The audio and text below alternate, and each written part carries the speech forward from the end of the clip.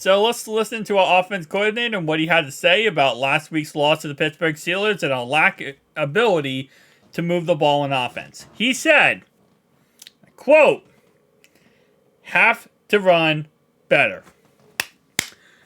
10 out of 10. Give him all the money. Give him Joe Burrow's contract. He deserves it. He deserves Joe Burrow's contract. Give him $290 million all year. We just weren't listening to Brian Callahan. Clearly, he knows everything. We just have to run better. Continuing.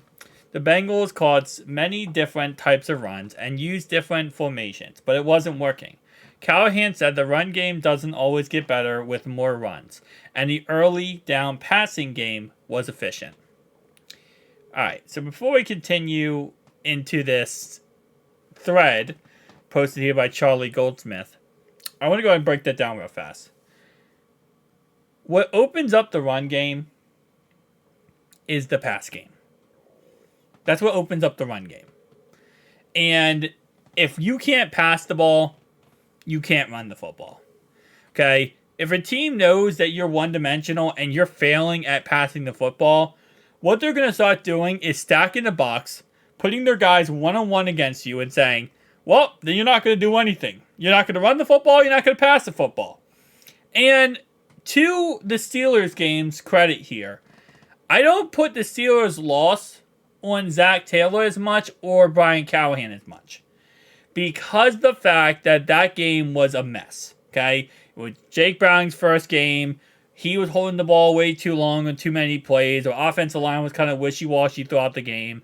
There's a lot of ups and downs throughout that game, okay?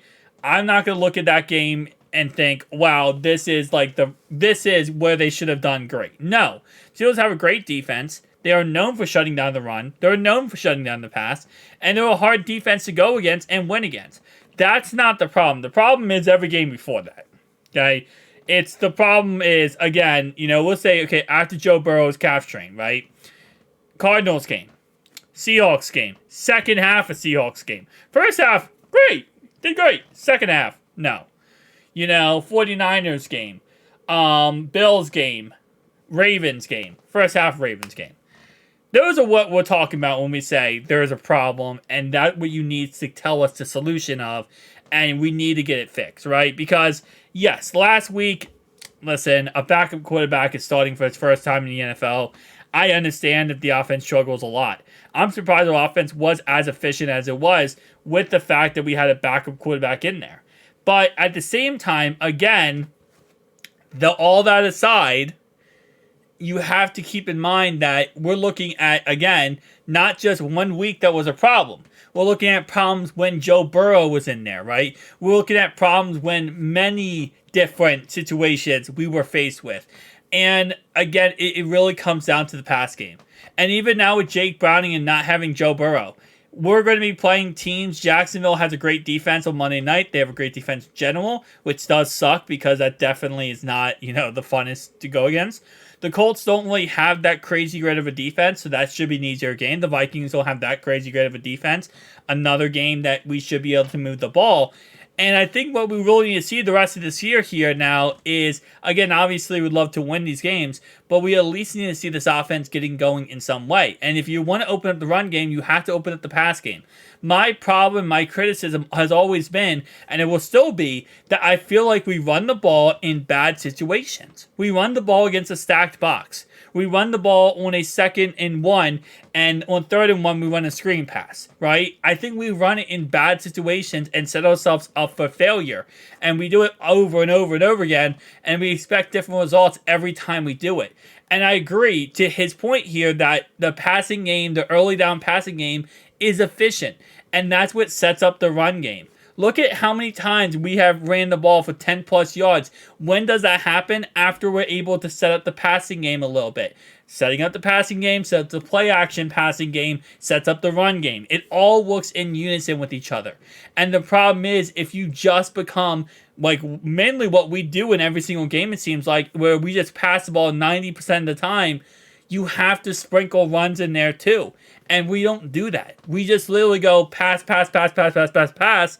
and you become one-dimensional, and you forget about the run, then you hit a play action pass, and you wonder why your left tackle, right tackle gets destroyed, because guess what? They're not worried about that play action. They don't think you're going to run the ball. They think you're going to pass the ball, because that's all you do. You become very predictable with your system. Now, again, like I said before, the offensive line has some struggles with that. If the offensive line doesn't struggle and gives our quarterback more time to throw it, maybe the passing game does become more efficient. But at the end of the day, it all works in unison together. Now you have a problem with the offensive line, again, is struggling. Joe back there, Jake Browning back there, whoever who's back there, they don't want to throw passes down the field or take more time to throw the ball because they're scared they're going to get hit and sacked. So it all works out together. And now keep going through the list of things that Charlie Goldsmith talks about here. He talks about how the Steelers, run 11 personnel. They run different formations. It makes it really hard to run the ball. And again, like I said, listen, we were set up for failure in that Steelers game. The thing that sucks about that Steelers game is if we would have went in there and lost 28-10, I would have been like, okay. Yeah. I mean, what do you expect? We obviously have a backup quarterback in. Our offense already struggling. All these things I would have been okay with. It just sucks to lose a game like the way we lost it. Because we could have won that game. And that's what sucks. And I think what really a lot of fans, especially myself, are getting on, Zach Taylor for, because he is the offensive play caller. Brian Callahan's more like a puppet at this point. But the reason why we get on, Zach Taylor and Brian Callahan, I'll say, is because of when you have a game like that where you could win it, it becomes very frustrating to lose a game like that. Even more than if you lost a game 28-0. If we lost a game 28-10, I would feel less frustrated than losing a close game where I feel we could have won the game, right? Because then you come down to, well, what could we have done better? When we lose to the Titans 27-3, right? Our mentality after that game is, well, could we have done better? Well, everything. And we messed up, and we were awful, and we were trash, and we have to just put it behind us. That is that mentality when you lose like that. But when you lose a game, as close as we did, 16-10, or the Texans game where Tyler Boyd drops the game-winning touchdown, you sit there and you're like, man, you just start questioning little things, right? When you get blown out, you don't question little things. You question the whole entire thing. But when you lose by a little bit, or you barely lose, you start questioning everything. Like, oh, okay, well, that thing in the third quarter, why didn't we go for a field goal there? Why did we go for it here? Why did we punt the ball here? Why did we call a run play instead of a pass play? You start questioning everything. So you diagnose more things when it's closer games. On adjusting the offense around Jake Browning, Callahan said it was Browning's first game and they're still learning what works best around him to fit his strengths. And I have no problem with that response. I think that's a very logical response. Yeah, he's not a rookie, but he's equivalent of rookie because it's his first NFL start. Chase Brown had plays in that plan that the Bengals didn't get to. We need to find out what he can do, and we'll get him chances moving forward. And this is what I said before, and I'll say it again a million bazillion times. I think they need to do this with Chase Brown. They need to do this with Chuck Sizzle. They need to do this with Yoshi. Listen, at this point, you are now in a 6-game stretch, right? Where you're evaluating yourself. You're evaluating what this team is made of. What is the purpose of this team? Meaning, like, what you're going to do moving forward. How are you going to make the best team moving forward? This is evaluation time. There is no more, well, we had a plan for Chase Brown.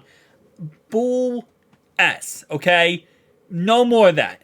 I don't want to hear that no more. I want to hear we use Chase Brown for this situation. Because unless Travion Williams is your running back of the future, and you believe Travion's going to be your running back of the future, there is no reason why Chase Brown should not be in there over Travion Williams. Because, yes, you might say, well, because we want to win. Chase Brown, first off, at this point, again, we're kind of in that playoff limbo land where we have to win a lot of these games, and chances are we won't, just based on statistical analysis. Travion Williams is not our future, okay? That's Chase Brown. And if it's not Chase Brown, it's somebody else. So, and then somebody else means a draft pick. So, like, right now, You got to get Chase involved as much as humanly possible. Callahan was really impressed with both sides of Browning deep throw to Chase down the field. The Bengals are trying to feature Chase as much as they always do, and that play showed why he has such a big role in the plan. I mean, he's the best receiver on this team. But the problem is, Browning doesn't have much, actual timing down with Jamar Chase yet. And that's the problem. That's really what the problem is right now. He has a lot of timing with Trent Irwin and Yoshi, but not much with Jamar Chase. The Bengals have big improvements on screens and bootlegs. How much they use them will vary on the strength of the defense. I disagree with that. They use those things like freaking every other six plays. Every other 6 plays of screen pass. Like, that's pretty much that.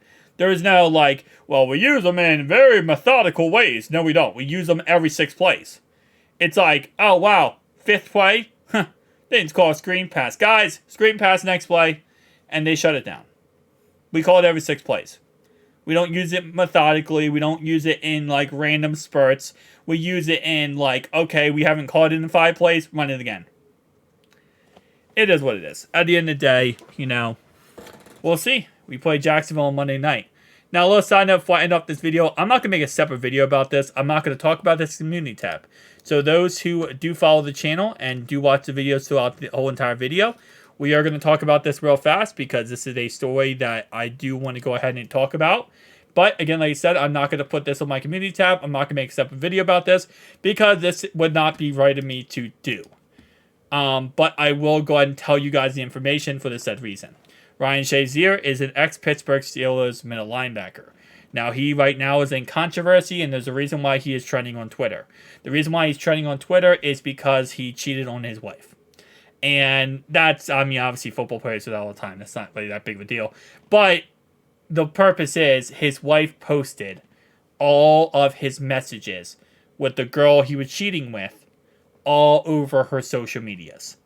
We're talking about every single picture possible, every single text possible, every single picture that was sent back and forth between the two. She puts all over social medias. That's why he's trending. That's why he's being talked about. Again, like I said, this is one of the situations where I'll talk about it right now for just a summary for anyone who is confused and want to know. But I'm not going to make a separate video about it. I'm not going to make a community tab about it because that is a personal issue, a personal life of Ryan Shazier and his wife and what's going on. And as long as nothing is drawn in with football relations, I try to be my best on this channel not to cross that boundary of saying like my thoughts and opinions on what is going on. Obviously, I will iterate the point. Everything is alleged. Obviously, she posts these pictures. They could be fake. She posted the pictures. It could be, everything could be just, being faked and lied about, and you never know, right, at the end of the day. But I've read all the text messages she posted, and I will definitely say they're a little bit more than just friends. I'll say it like that. Guys, tell me down below your thoughts and opinions. I'll see you guys next one. Peace out.